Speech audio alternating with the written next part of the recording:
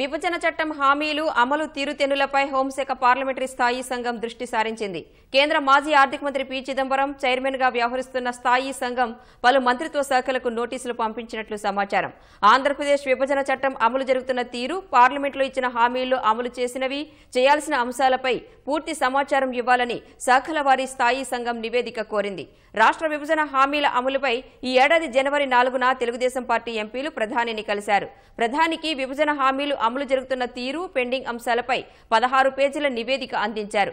జనవరి 4 తర్వాత జరిగిన హోం, ఆర్థిక, రైల్వే, వాణిజ్య సహా పలు సమావేశాల్లో విభజన అంశాలు ప్రస్తావించారు.